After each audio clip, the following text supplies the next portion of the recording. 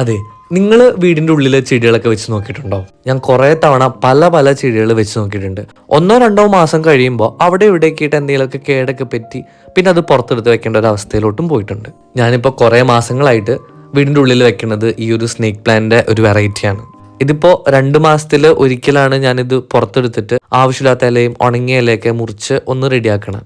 ഈ ചെടിയൊക്കെ എൻ്റെ പഴയ കളക്ഷനാണ്. ഒരു 10 വയസ്സെങ്കിലും ഈ ചെടിക്ക് പ്രായം ഉണ്ടാവും. സ്നേക്ക് പ്ലാന്റ്സ് ഒത്തിരി വെറൈറ്റീസ് ഉണ്ടല്ലോ. അതിൽ ഫ്യൂച്ചറ റോബസ്റ്റ എന്ന് പറയുന്ന ഒരു വെറൈറ്റിയിലെ ഒരു പ്ലാന്റ് ആണ് ഇത്.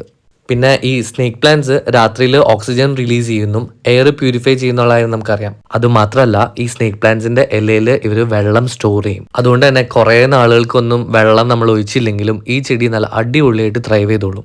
ഞാൻ ഈ ഒരു സ്നേക്ക് പ്ലാന്റ് വീടിന്റെ ഉള്ളിലൂടി വെക്കണതുകൊണ്ട് ഒരു 1.5 മാസം കൂടുമ്പോഴൊക്കെ നനച്ചു കൊടുക്കാറുള്ളൂ. എന്ത് കട്ടിങ്സ് കിട്ടിയാലും ഞാനത് അപ്പം തന്നെ എങ്ങനെയെങ്കിലും ഒന്ന് പ്രൊപ്പഗേറ്റ് ചെയ്യാനായിട്ട് ട്രൈ ചെയ്യാറുണ്ട്. ഇതിപ്പോൾ മണ്ണും മണലും കൂടി മിക്സ് ചെയ്തിട്ട് അതിൻ്റെ ഉള്ളിലാണ് പിടിപ്പിച്ചു കൊടുത്തിരിക്കണത്. ഇതിന് റൂട്ട് വന്ന് പുതിയ ഷൂട്ടൊക്കെ മുളച്ചു വരാൻ ഒത്തിരി ടൈം എടുക്കും. ടൈം എന്ന് വെച്ചാൽ മാസങ്ങൾ തന്നെ എടുക്കും.